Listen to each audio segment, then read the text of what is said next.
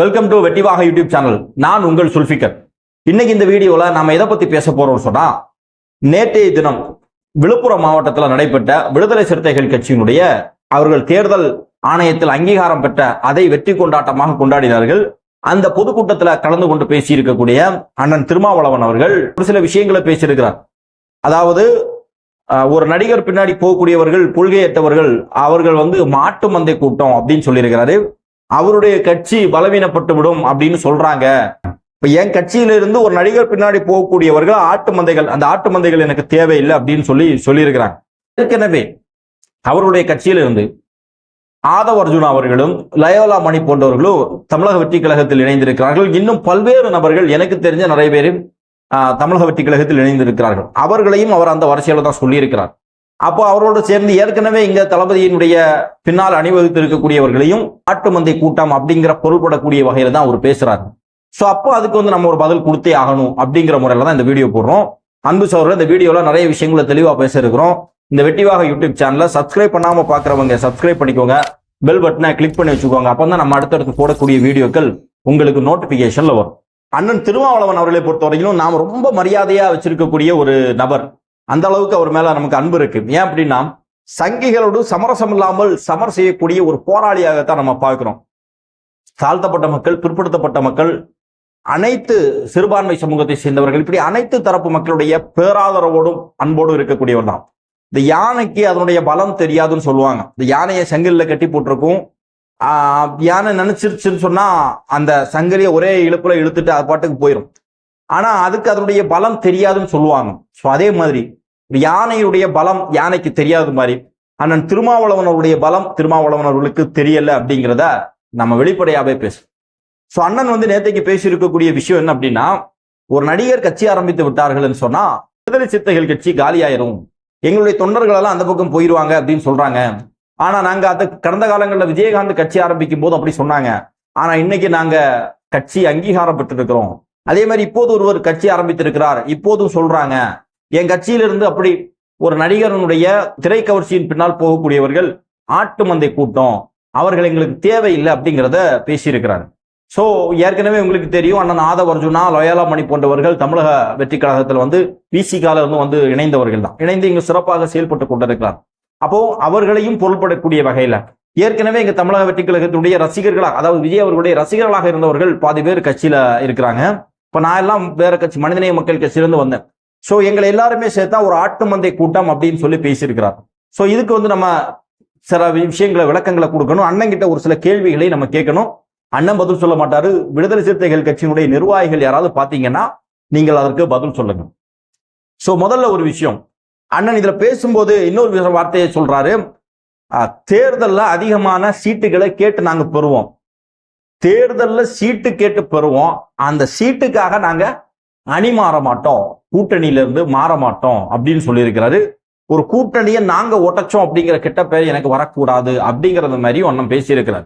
இப்போ அண்ணன் கிட்ட நம்ம கேட்கக்கூடிய கேள்வி என்னன்னா, நீங்க ஒரு கட்சியில கூட்டணி, அதாவது திமுகவோடு நீங்கள் கூட்டணி வைத்திருக்கிறீர்கள்னா சீட்டுக்காக வச்சிருக்கீங்களா, கொள்கைக்காக வச்சிருக்கீங்களா?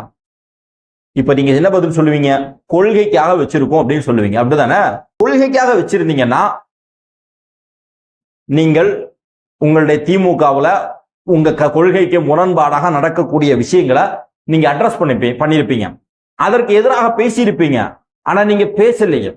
கடந்த 2021 சட்டமன்ற தேர்தல் முடிவு பெற்று உங்களுடைய கட்சியினுடைய தொண்டர்கள், உங்களுடைய கட்சியில இருந்து 4 எம்எல்ஏக்கள் கிடைத்த பிறகு நீங்கள் உங்களுடைய கொள்கையிலிருந்து தடுமாறி இருக்கிறீர்கள்.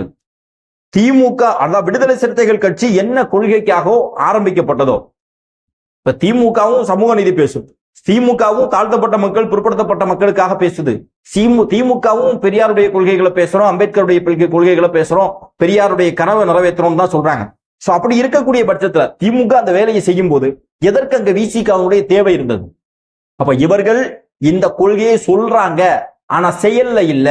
தாழ்த்தப்பட்ட மக்களுக்கு பிரச்சனை இருக்கிறது, பிற்படுத்தப்பட்ட மக்களுக்கு பிரச்சனை இருக்கிறது, ஜாதி இல்ல ஜாதி இல்லைன்னு சொல்றாங்க, ஜாதியை பாகுபாடுகளை களையணும்னு சொல்றாங்க. ஆனா இங்க அனைத்து மட்டமான விஷயங்கள்ல இங்க ஜாதி இருக்கிறது. பள்ளிக்கூடத்திலிருந்து, கல்லூரியிலிருந்து, வியாபார நிறுவனங்கள்ல இருந்து, கோர்ட்ல இருந்து எல்லா இடத்துலயுமே இங்க சாதி படிநிலைகள் இருக்கிறது. இங்க தாழ்த்தப்பட்ட மக்கள் துன்பத்துக்கு உள்ளாகிறார்கள், அவருடைய சேரிகள் கொளுத்தப்படுகிறது, அவருடைய வீடுகள் கொளுத்தப்படுகிறது, தாழ்த்தப்பட்ட மாணவர்கள் கொலை செய்யப்படுகிறார்கள், அவருக்கான நீதி கிடைக்க மாட்டேங்குது, காவல்துறை அவருக்கான நீதியை கொடுக்க மாட்டேங்குது. இந்த காரணத்தை வச்சுதானே விடுதலை சிறுத்தைகள் கட்சி ஆரம்பமானது. இதைத்தானே சொல்லித்தானே இந்த மக்களுடைய பேராதரவை பெற்று இன்னைக்கு ஒரு மாநில கட்சியாக நீங்கள் அங்கீகாரம் பெற்றிருக்கிறீர்கள். இந்த கொள்கைகளில் கடந்த 2021 திமுக ஆட்சி பொறுப்பேற்ற பிறகு 2025 இருக்கிறோம். இந்த 4 வருடத்தில் இந்த கொள்கைகளுக்கு சவால் விடக்கூடிய எத்தனை செயல்கள் தமிழ்நாட்டில் நடைபெற்றிருக்கிறது? இதற்கெல்லாம் அண்ணனுடைய பதில். வேங்கை வயல் பிரச்சனை, வேங்க வயல்ல குடிநீர்ல மலம் கலந்த பிரச்சனை, தாழ்த்தப்பட்ட மக்கள் அவர்கள் குடிக்கக்கூடிய குடிநீரில் மலம் கலந்த பிரச்சனை. எந்த ஒரு மானுட சமூகமாவது இதை அனுமதிக்குமா? அவ்வளவு மோசமான இது யூபியில நடந்துச்சுன்னா நம்ம சும்மா இருப்போமா? இது எடப்பாடி பழனிசாமி ஆட்சியில இப்படி ஒரு சம்பவம் நடந்துச்சுன்னா விடுதலை சிறுத்தைகள் கட்சியோ திருமாவளவனோ என்ன செஞ்சிருப்பீங்க? அப்போ திமுக அவனுடைய ஆட்சி காலத்தில் இப்படி ஒரு சம்பவம் நடந்திருக்கிறது. அதற்கு என்ன பதில நீங்க சொன்னீங்க? அதற்கு என்ன மாதிரியான முன்னெடுப்புகளை நீங்க முன்னெடுத்தீங்க? இன்னைக்கு யார் பாதிப்புக்குள்ளானார்களோ அவர்கள் மேலே குற்றச்சாட்டை கொண்டு வரக்கூடிய சூழல் இருக்குது. இதற்கு எதிராக அண்ணன் திருமாவளவன் அவர்கள் பேசியிருக்கீங்க, மாற்று கருத்து இல்ல. அதற்கான செயல் வடிவத்தை நீங்க என்ன கொடுத்தீங்க? பேசுறது இல்ல. இந்த பிரச்சனைகளை நிவர்த்தி செய்வதற்கு என்ன செஞ்சிருக்கீங்க? நீங்க 100க்கும் மேற்பட்ட ஊராட்சி மன்ற தாழ்த்தப்பட்ட பட்டியலத்தை சேர்ந்தவர்கள் தலைவர்கள் அவர்களுடைய ஊராட்சி மன்றத்தில் அவர்களுக்கு கொடியேற்றுவதற்கு அனுமதி கிடையாது. ஊராட்சி மன்றத்தில் ஆதிக்க சாதியினர் இருக்கக்கூடிய இடத்துல அவருடைய இருக்கையில் இருப்பதற்கு அனுமதி கிடையாது. எங்க? உத்தரப்பிரதேசத்தில் இல்ல, மத்திய பிரதேசத்தில் இல்ல, தமிழ்நாட்டுல பெரியார் மண், அண்ணா மண், காமராஜர் பிறந்த பூமி, சமத்துவ பூமி, சமூக நீதியினுடைய களம்னு சொல்லக்கூடிய தமிழ்நாட்டில் இருக்குது. இதற்கு எதிராக அண்ணன் திருமாவளவன் என்னத்தை சாதிச்சார்? நீங்க எதற்காக கட்சி ஆரம்பிச்சீங்க? எம்எல்ஏ பெறுவதுதான் உங்களுடைய நோக்கமா அல்லது இந்த மக்களுடைய விடுதலை தான் உங்களுடைய நோக்கமா? நீங்கள் எம்எல்ஏ பெறுவதுதான் உங்களுடைய நோக்கம்னா உங்கள்ட்ட நாங்க கேள்வியே கேட்க மாட்டோம். ஆனா நாங்கெல்லாம் நம்புறோம். எந்த அடிப்படையில் நம்புறோம் தெரியுமா? இந்த சாதி ஆதிக்கத்திற்காக சத்தமாக குரல் கொடுக்கக்கூடிய ஒரு நபர் அண்ணன் திருமாவளவன் நினைக்கிறோம். மதவாத அரசியலுக்கு எதிராக மிக தைரியமாக போராடக்கூடிய போராளி அண்ணன் திருமாவளவன் நினைக்கிறோம். ஆனா அப்படி நினைக்கக்கூடிய நாங்க அதை நீங்க செஞ்சு காமிச்சிருக்கீங்களா? அப்ப திமுக ஆட்சியில இதெல்லாம் நடக்குது. தூத்துக்குடியில கபடி விளையாடுறான், நல்லா கபடி விளையாடி வெற்றி பெற்றான்னு சொல்லி ஒரு தாழ்த்தப்பட்ட மாணவனை விரல வெட்டி இருக்கிறான். புல்லட் ஓட்டான்னு சொல்லி மானாமதுரையில, சிவகங்கையில மானாமதுரையில ஒரு இளைஞனுடைய கைகள் வெட்டப்பட்டிருக்கிறது. இது எந்த மாதிரியான களத்துல நாம இருந்துகிட்டு இருக்கிறோம்? ஒரு புள்ளி விவரம் சொல்லுது, தமிழ்நாட்டில் தென்னிந்தியாலே அதிக சாதி மோதல்கள் தமிழ்நாட்டில் நடக்குது அப்படின்னு சொல்லி. தாழ்த்தப்பட்ட மக்கள் 100க்கும் மேற்பட்ட பெண்கள் கற்பழிக்கப்பட்டிருக்கிறார்கள் அப்படின்னு சொல்றாங்க. அதிலே 80க்கு மேற்பட்ட பெண்கள் 18 வயதை நிரம்பாத பெண்கள், நிரம்பாத குழந்தைகள்னு சொல்றாங்க ஒரு அறிக்கை. சோ இந்த அளவுக்கு மோசமான செயல்பாடுகள் தமிழ்நாட்டில் இருக்குது. அப்ப இதையெல்லாம் களையணும் அப்படிங்கிற நோக்கத்துல விடுதலை சிறுத்தைகள் கட்சி துவங்கப்பட்டதாக நான் நம்புறேன். நீங்க எப்படி நம்புறீங்கன்னு தெரியல. அப்படி இருக்கும்போது இதையெல்லாம் கலைந்து விட்டீர்களா? இதையெல்லாம் சரி பண்றதுக்கு தானே நம்ம ஒரு ஆட்சி அதிகாரத்துல வரணும். இன்னைக்கு நீங்க ஆட்சியில இருக்கிறீங்களே, இந்த ஆட்சியில நீங்க அதிகாரத்துல அமைச்சராக இல்லைன்னாலும் கூட இந்த ஆட்சியில உங்களுடைய பங்கு இருக்குது இல்லையா? அப்ப இதையெல்லாம் சரி செஞ்சிருக்கணுமே, ஏன் சரி செய்யல? இதை சரி செய்வதற்கு எந்த மாதிரியான முன்னெடுப்புகளை நீங்க எடுத்திருக்கீங்க? அதற்கான அனுமதி உங்களுக்கு இருக்கிறதா? இங்கதான் கேள்வி. அதற்கான அனுமதி உங்களுக்கு இருக்குதா? கள்ளச்சாராயம் குடிச்சு மக்கள் இறக்கிறார்கள். அதில் அதிகமாக தலித் சமூகத்தை சேர்ந்தவர்கள், பட்டியலினத்தை சேர்ந்தவர்கள் இறக்கிறார்கள். அதன் காரணமாக மதுவுக்கு எதிராக ஒரு மிகப்பெரிய மது ஒழிப்பு மாநாட போடுறீங்க. அந்த மாநாட்டை உங்களுடைய கொள்கை வடிவத்தோடு முழுமையாக மதுவிலக்கு வேணும் அப்படிங்கன்னு போராடக்கூடிய சுதந்திரம் உங்களுக்கு இருந்துச்சா? சாராய ஆலையை யார் நடத்துறாரோ, சாராயத்தை யார் விற்கிறாரோ அந்த அரசனுடைய பிரதிநிதிகளை கொண்டு வந்தே மதுவுக்கு எதிராக மாநாடு நடத்தக்கூடிய ஒரு கட்டாயமான சூழலை உங்களுக்கு உருவாக்கியது யார்? இதைத்தான் நம்ம கேட்கிறோம். அப்ப நீங்க கொள்கைக்காக கூட்டணி வச்சோம் அப்படின்னு சொன்னா இதையெல்லாம் நிவர்த்தி செய்வதற்கு நீங்க கடந்த காலங்களில் என்னத்தை செஞ்சிருக்கீங்க? எதையுமே செய்யல. அப்ப நீங்க அதையெல்லாம் செய்யாத பட்சத்தில் நீங்கள் ஒட்டுமொத்தமாக வெறும் சீட்டுக்காக, உங்களுடைய கட்சியினுடைய அங்கீகாரத்திற்காக, உங்களுடைய கட்சியினுடைய தலைமை மட்டத்தில் இருக்கக்கூடிய பொறுப்பாளர்களுடைய பதவி மோகத்திற்காக மட்டுமே நீங்கள் அரசியல் கட்சியை, உங்களுடைய கட்சியை திமுக கூட கூட்டணி வச்சிருக்கீங்க நாங்க சொல்ல மாட்டோம், அடகு வச்சிருக்கீங்கன்னு சொல்லி நாங்க சொல்றோம். விடுதலை சிறுத்தைகள் கட்சியை திமுகவிடம் நீங்கள் அடகு வைத்து விட்டீர்கள், அவ்வளவுதான் நம்ம சொல்றோம். ஏன் அப்படின்னா நீங்க சுதந்திரமாக செயல்படவே இல்லையே, உங்களுக்கு அந்த சுதந்திரமே இல்லையே, நீங்க தான் வருத்தப்படுறீங்க. நாங்க கூட்டணியில் இருக்கிறோம், ஆட்சியில் இருந்தா கூட எங்களுடைய கட்சியினுடைய கொடியை ஏற்ற முடியல அப்படின்னு சொல்றீங்க. நேற்றைக்கு அரசியலுக்கு வந்தவர்கள்லாம் நாளைக்கு முதல்வர் ஆகிடுவோம் சொல்றாங்க. அந்த அளவுக்கு அவருடைய செய்திகள் போகுது. ஆனா என்னுடைய செய்திகள், நான் கொடுக்கக்கூடிய அறிக்கைகள் கடைசியில தான் வருது, பெட்டி செய்தியாக தான் வருது. இந்த மாதிரி நீங்க வருத்தப்படுறீங்களே, இதுக்கெல்லாம் காரணம் யார்? திருமாவளவன் வளர்ந்து விடக் கூடாதுன்னு சொல்லி உங்க கூடவே இருந்து உங்களுக்கு எதிராக சதி செய்வது யார் என்ற புரிதல் கூட தான் அண்ணனுக்கு இல்லாம இருக்குதா? அதான் கேட்கணும். இந்த புரிதல் கூட தான் இல்லையா? சரி, நீங்க அதெல்லாம் விடுங்க, அது உங்களுடைய கட்சி பிரச்சனை, நீங்க பாத்துக்கோங்க. நீங்க எங்களை பார்த்து என்ன சொல்லிருக்கீங்க? ஆட்டு மந்தை கூட்டம்னு சொல்றீங்க. நாங்க ஆட்டு மந்தை கூட்டம்னு வைங்களேன். 2016 விஜயகாந்த் அவர்களை முதல்வர் ஆக்குவதற்கு நீங்கள் கடுமையாக உழைத்தீர்களே. விஜயகாந்துக்கு பின்னாடி போனவங்க எல்லாம் ஆட்டு மந்தையா, வேற என்ன மந்த? விஜயகாந்த் அவர்களை எந்த அடிப்படையில் நீங்கள் தலைவராக, அதுவும் தமிழ்நாட்டுடைய முதல்வராக ஏற்றுக்கொண்டு முதல்வராக ஆக்க போறேன்னு சொல்லி மக்கள் நல கூட்டணியை கட்டமைச்சிங்க? மக்கள் நல கூட்டணி கட்டமைச்சது மக்கள் நலன் சார்ந்த பிரச்சனைகளுக்காக மக்கள் நல கூட்டு இயக்கம்னு ஒன்று தொடங்கினீங்க. தேர்தல் வரும்போது அது கூட்டணியாக மாறுது. அப்ப அதுல சப்போர்ட்டுக்கு ஒரு பலமாக இருக்கணும் அப்படின்னு சொல்லிட்டு நீங்க விஜயகாந்த் அவர்களை கொண்டு வரீங்க. விஜயகாந்த் அவர்கள், நீங்க கொள்கை அடிப்படையில் நீங்க பேசக்கூடிய நபர்கள், 2014 பாஜகவோடு கூட்டணி வச்சு மோடியை பிரதமராக்கணும்னு சொல்லி களம் கண்டா தேமுதிகவை, விஜயகாந்த் அவர்களை 2016 நாங்கள் தமிழ்நாட்டினுடைய முதலமைச்சர் ஆக்குறோம் அப்படின்னு சொல்லி அண்ணன் திருமாவளவன் முயற்சி செய்தாரே, அதற்காக பணி செய்தாரே. இதை எந்த அடிப்படையில் ஏற்றுக்கொள்வது? இது என்ன கொள்கை வடிவம்? இதுல என்ன கொள்கை இருக்குது? அப்ப ஆட்டு மந்த கூட்டம் யாருன்னு தெரியுதா? இன்னைக்கு உங்க கட்சியில் இருக்கக்கூடியவர்களாம் கொள்கைவாதிகளா? எல்லாருமே பெரியாரையும், எல்லாருமே மார்க்ஸையும், எல்லாருமே அம்பேத்கரையும் பயின்றவர்களா, படிச்சவங்களா? எல்லாருமே அப்படி படிச்சவங்க தானா? சரி, ஆட்டு மந்தைகள் கூட்டம் உங்க கட்சியில வேண்டாம். யார் பெரியாரை ஏற்றுக்கொண்டார்களோ, யார் பெரியாரையும் அம்பேத்கரையும் மார்க்ஸையும் பின்பற்றுகிறார்களோ அவர்கள் என் கட்சியில் இருந்தா போதும் சொல்றீங்களே, அவங்க மட்டும் ஓட்டு போட்டா போதுமா? உங்க கூட்டணியில் இருக்கக்கூடியவர்கள் எல்லாம் பெரியாரையும் அம்பேத்கரையும் மார்க்ஸையும் ஏற்றுக்கொண்டவர்கள் தானா? உங்களுடைய கூட்டணி கட்சியில் இருக்கக்கூடியவர்கள் கடந்த தேர்தல்ல விடுதலை சிறுத்தைகள் கட்சியினுடைய கொடிய கட்ட மாட்டோம்னு சொல்லி எத்தனை இடங்கள்ல பிரச்சனை பண்ணாங்க? எத்தனை ஊர்களில் விடுதலை சிறுத்தைகள் கட்சியை சேர்ந்தவர்கள் உள்ளே தேர்தல் பிரச்சாரத்துக்கு வரக்கூடாதுன்னு சொல்லி இதே திமுக இருந்தவங்க தடுத்தாங்க. அப்ப எங்க இருக்குது சமூக நீதி? இதையெல்லாம் நீங்க கண்டிச்சீங்களா? நீங்க ஜாதி கிடையாது, ஜாதியை ஒழிக்கணும், ஜாதி ஒழிப்பே மக்கள் விடுதலைன்னு பேசக்கூடிய நீங்க, ஒரு அமைச்சர் மூர்த்தி பேசுறார், நாங்கெல்லாம் ஆண்ட பரம்பரைன்னு பேசுறார். அதெல்லாம் ஆண்ட பரம்பரைங்கிறத மனசுல வச்சுக்கணும்னு சொல்லி பேசுறாரு. இதுக்கு ஒரு கண்டனம் நீங்க தெரிவிச்சீங்களா? இது ஒரு கண்டனம் நீங்க தெரிவிச்சீங்களா? இல்ல. சுதந்திரம் கிடைச்சி இத்தனை வருஷம் ஆச்சு, இன்னும் இங்க ஜாதி பெருமை பேசிக்கிட்டு இருக்கிறான். கடந்த 70 ஆண்டுகளாக தமிழ்நாட்டை இதே திராவிட கட்சிகள் திமுக அதிமுக தானே மாறி மாறி ஆட்சி செய்யுது. பெரியாருடைய கொள்கையை நிறைவேற்றுறோம், அண்ணாவுடைய கொள்கையை நிறைவேற்றுறோம் சொல்லிட்டு இருக்கிறாங்களே. அப்போ இன்னைக்கும் இங்க ஜாதி இருக்குன்னா காரணம் என்ன? ஒரு கொலகாரன் ஒருத்தன் வரான், சிறையிலிருந்து பரோல்ல வரான், அவனை கொண்டாடக்கூடிய சமூகமாக இந்த சமூகத்தை மாற்றி வைத்திருப்பது யார்? கடந்த 70 ஆண்டு கால ஆட்சியில இதையெல்லாம் மாற்ற முடியலன்னு சொன்னா இங்க பெரியாரையும் அண்ணாவையும் யார் திட்டமிட்டு தோற்கடித்து இருக்கிறார்? ஜாதி பார்த்து இங்க சீட்டுகள் கொடுக்கப்படுகிறது. கடந்த தேர்தலில் ஒரு பொது தொகுதி வேணும்னு கட்டாயமா கேட்டீங்க நீங்க. உங்களுக்கு ஒரு பொது தொகுதியை தருவதில் அவர்களுக்கு என்ன சிக்கல்? ஏன் பொது தொகுதியை தரமாட்டாங்கிறாங்க? ஏன் அப்படின்னா, திருமாவளவன் அவர்கள் அனைத்து சமூக மக்களுடைய பிரதிநிதியாக இருந்திடக்கூடாது. அந்த விடுதலை சிறுத்தைகள் கட்சி அனைவருக்குமான ஒரு கட்சியாக இருந்திடக்கூடாது. அது வெறும் தலித்துகளுக்கான கட்சியாக மட்டுமே சுருங்கி போகணுங்கிற எண்ணம், ஒரு சதி சிந்தனை உங்களுடைய கூட்டணி கட்சியினுடைய தலைமை திமுகவுக்கு இருக்கக்கூடிய காரணத்தினால தானே உங்களுக்கு அந்த ஒரு பொது தொகுதியை தரல.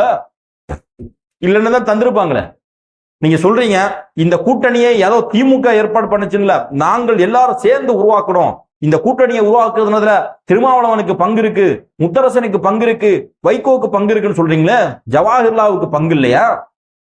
கடந்த 2024 பாராளுமன்ற தேர்தலில் திட்டமிட்ட இஸ்லாமிய சமூகத்தினுடைய பிரதிநிதித்துவம் மழுங்கடிக்கப்பட்டதே. மனிதநேய மக்கள் கட்சிக்கு சீட்டு கொடுக்கல, இந்த கூட்டணியை நாங்கள் தான் உருவாக்கணும்னு சொன்னா நீங்க அது சம்பந்தமா பேசி இருக்கணுமா வேண்டாமா? ஏன் பேசல? அப்போ உங்களுக்கு உங்களுடைய காரியம் நடந்தா போதும் அப்படிங்கிற எண்ணம் இருந்தது இல்லையா?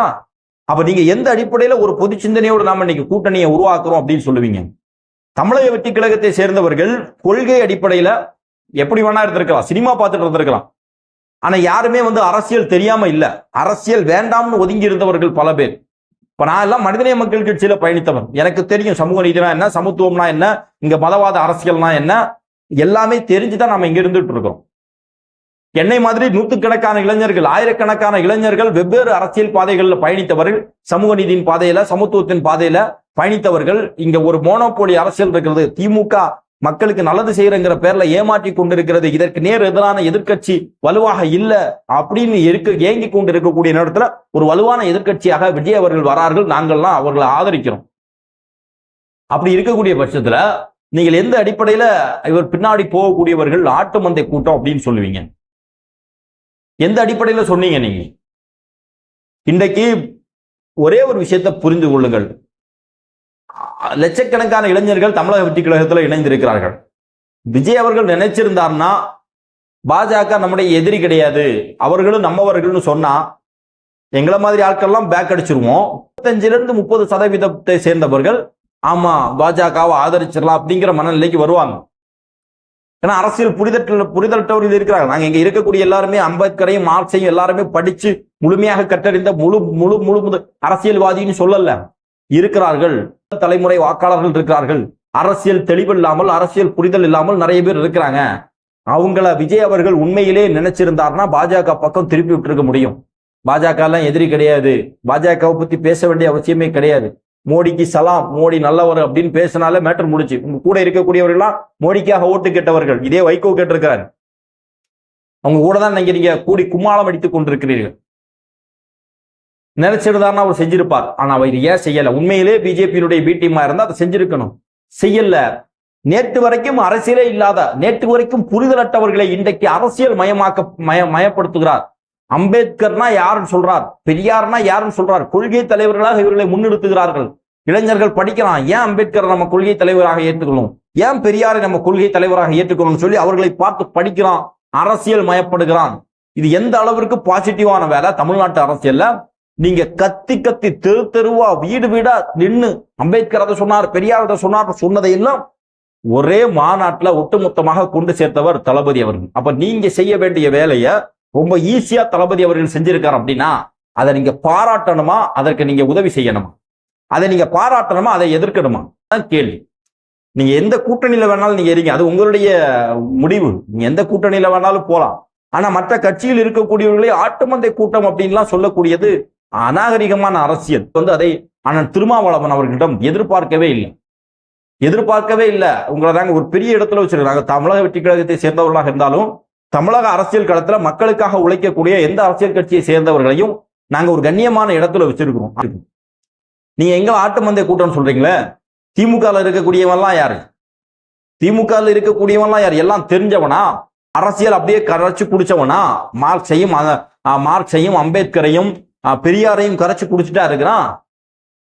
அப்படி இருந்தா ஏன் அவன் திமுக அமைச்சர்கள் ஜாதி மாநாடுகள்ல போய் கலந்து கொள்ள போகிறார்?